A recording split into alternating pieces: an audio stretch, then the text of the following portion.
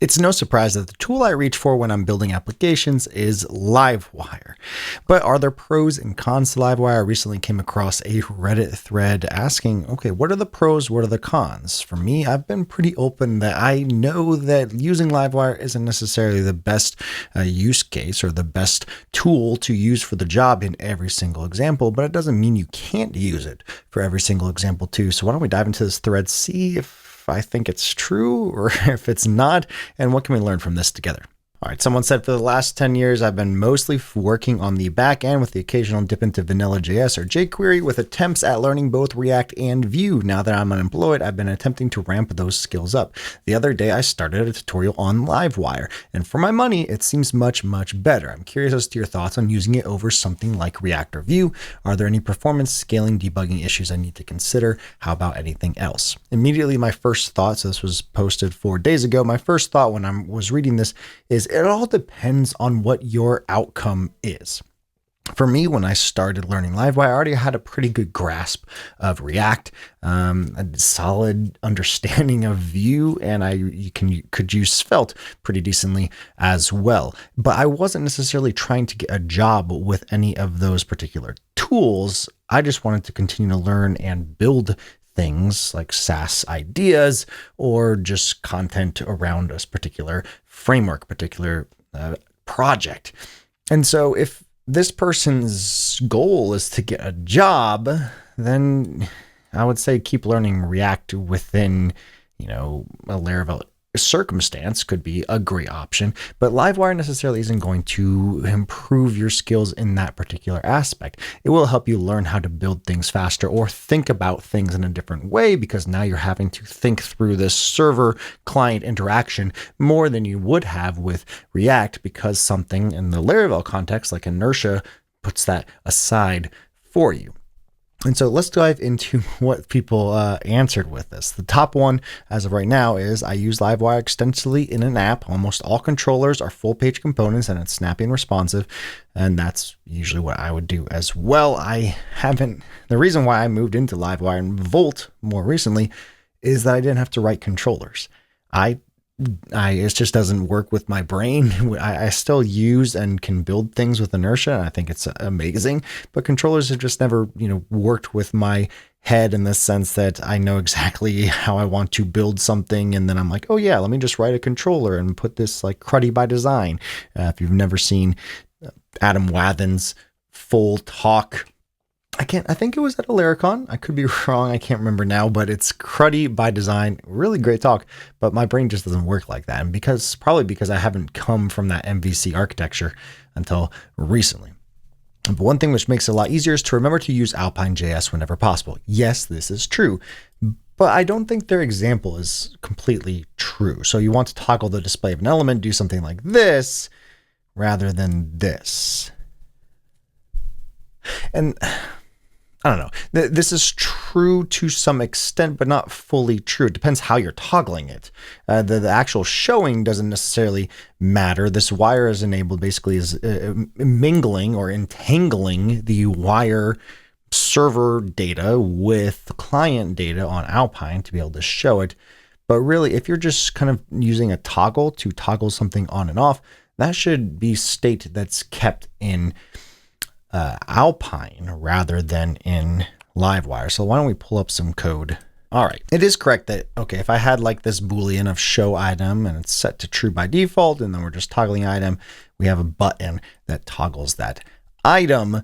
Then yes, this is going to, show the item and it's going to do a server side rendered, but it also is the same if I did what they explained in that Reddit post as well. So if I refresh this page, you can see here it's a server request, because it's not actually the showing of this item that really matters, it's the toggling.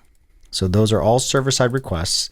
If I was to grab this same code here, like x cloak, x show, wire enable, if I was to paste that in. So we have x show wire.show item. Again, this is entangling and it's doing the same thing that we were doing before, but it's still a server request. You can see here, we're still making that server request. What you would need to do is instead of wire click, you would say something like @click, or which is Alpine's directive to click, but then you would have to use the wire item here, wire.toggle item. So if we were to do this, refresh, you can see here, we're still doing a server side request. Now, what's actually happened here? Entangling this, just like this item right here, is not necessarily pushing this to the client. This is just having the ability to talk or to send that state to your client and to keep it in sync with the server. So if I was to, if I was to set this to false, for example, our if is going to be server rendered, where now this is going to automatically show, and we shouldn't see this pop up for a little bit. Xcloak should hide it actually, but this should pop up for a little bit while it's being rendered on the client, and then this kind of syncs that with the server state. So if I was to save this, refresh, you can see here we're still on slow 4G. And as we go, we might see this flash, and we did not. And that is because we have this Xcloak. So technically this is being loaded on the client because we're X showing. But this isn't really the solution to something like this. This is where knowing the difference between the client and the server, I've done a lot of different videos kind of talking through this example, but you need to know when you need to call something on the server and when you need to call something on the client. If it's something that doesn't need to have a state set on the server, then this should just all be done in Alpine. What would that look like? Well, we could wrap this X data here, and we can say show item is false. And then instead of our @click toggling the toggle item that we have up here, what we can do is instead just say this show item should be inverted. We should say show item is equal to the opposite of what show item currently is. And so now we can just say show items. Now what this is doing is pushing all this data into Alpine instead of on the server, if this is something that we don't need to sync to the server. So if I was to refresh this, and we're still in slow 4G, the page is going to be fully loaded. Now the page is fully loaded. If I click, now all of this is just happening on the client. There is no server request. Now what you could do to entangle this is say X data show item is equal to wire.show item.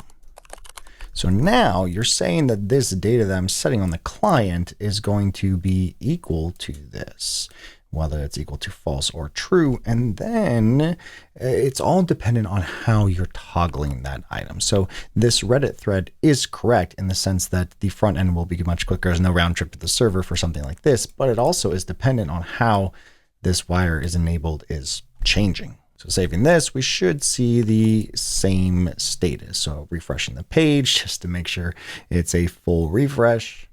Page is refreshed, show item, show item.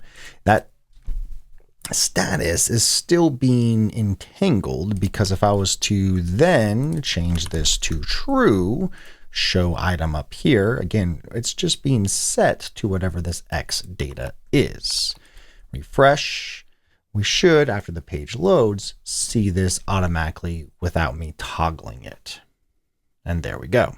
But now we can set it open and close. So this is helpful to have if you have some state that needs to be set, but then changed or adjusted or reset on the client side afterwards. Someone said this is the correct response. I too have a large SaaS that is all Livewire with multiple full page components, managing hundreds of subcomponents with additional inline components sprinkled throughout, and it's snappy as all get out. I will say Livewire v3 helped a lot with this because one of the biggest changes that's not talked about too much because it was kind of just more of a behind the scenes kind of change, but all server requests across any component on the stage are bundled together instead of individual components. Before, I believe with Livewire v2, the components were sending individual server requests. So if you had 4 components on a page, it would have 4 requests if you're updating a single piece of information across all components. Proper separation of responsibility between Alpine JS and Livewire components is also key.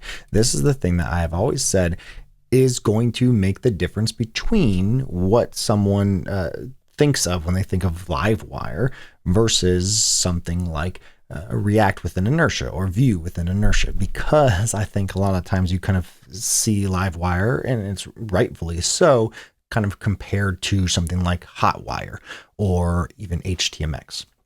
And both of those things would recommend that you use something for the client side, like Alpine JS. But because Livewire and Alpine JS are created by Caleb Borzio, the same person, a lot of that magic is already included, but you still have to know when to use the client versus when you're using the server.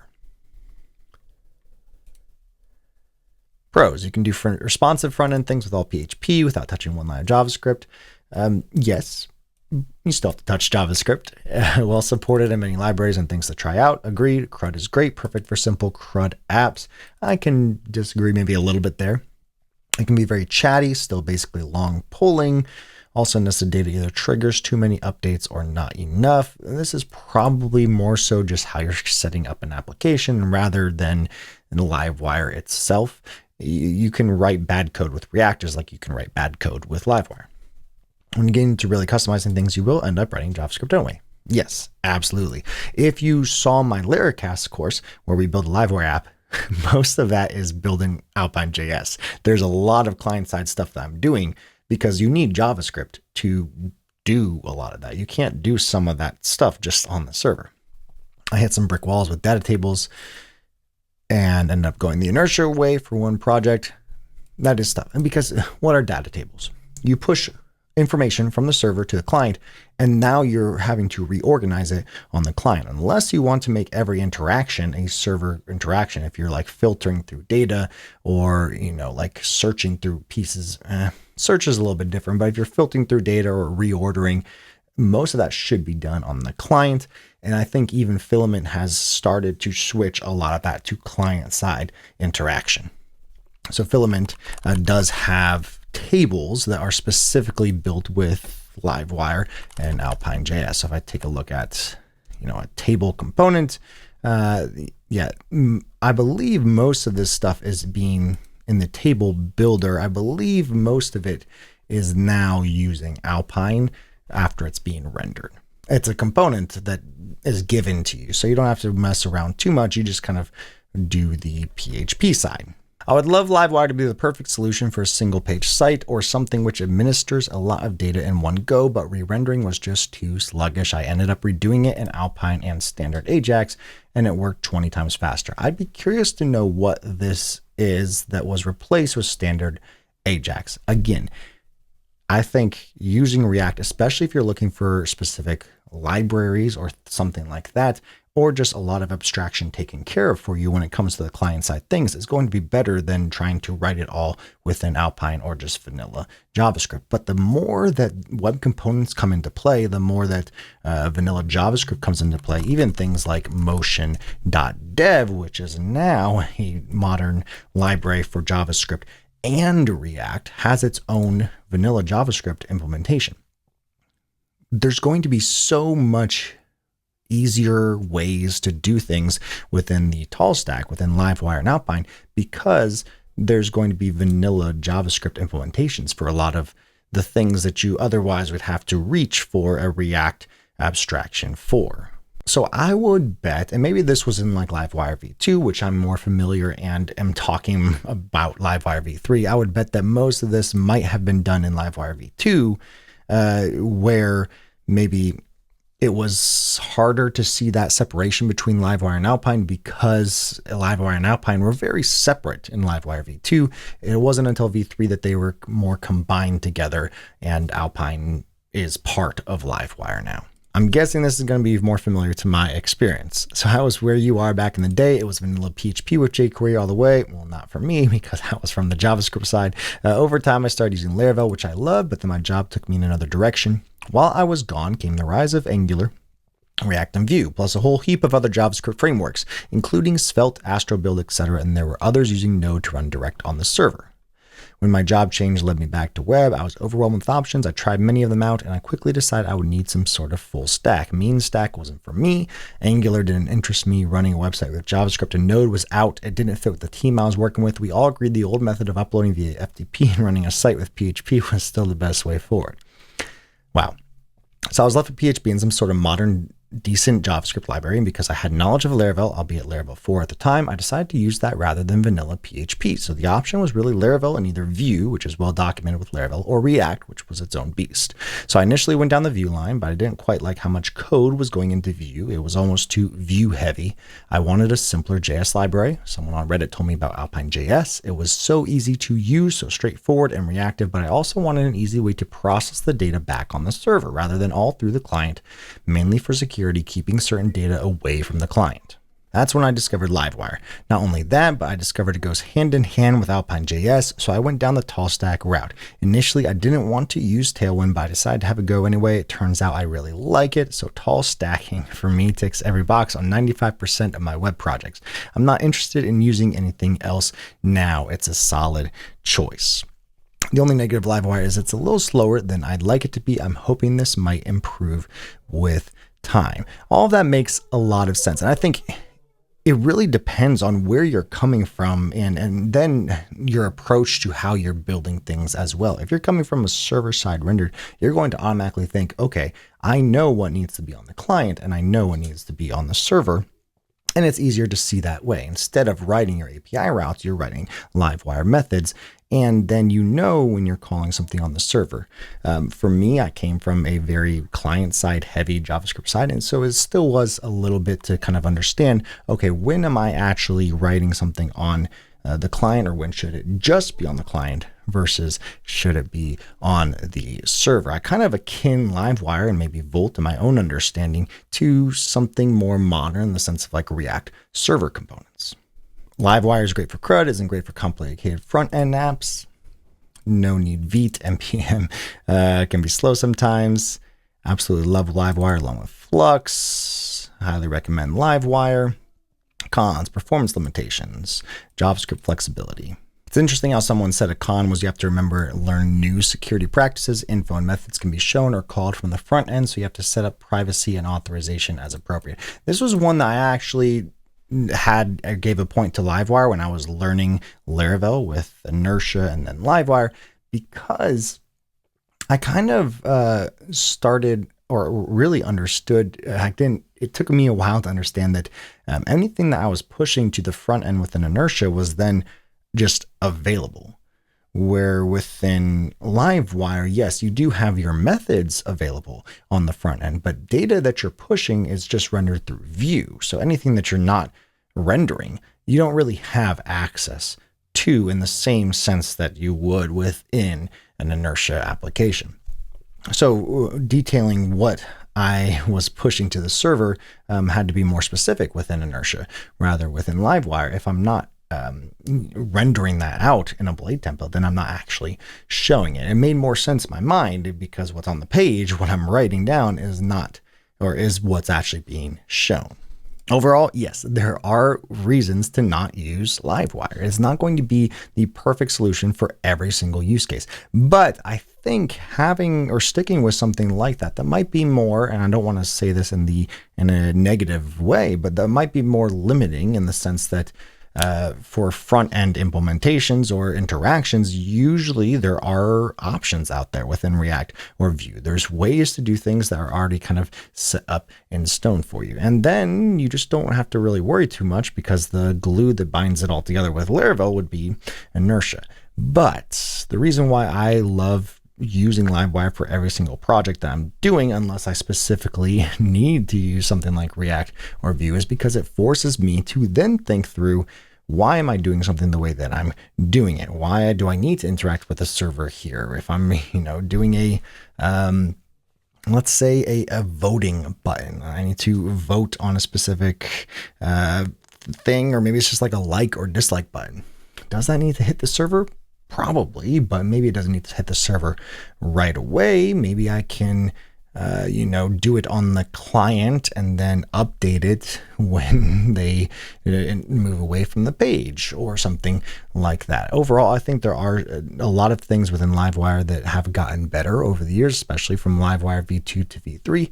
And it's not going to be the same experience or same speediness that you might get with a full client-side JavaScript framework like React. But it does force you to learn how to use that bridge between the server and the client. And thinking through how you're building applications is really one of the biggest steps into knowing how to solve an application. So keep building, keep creating.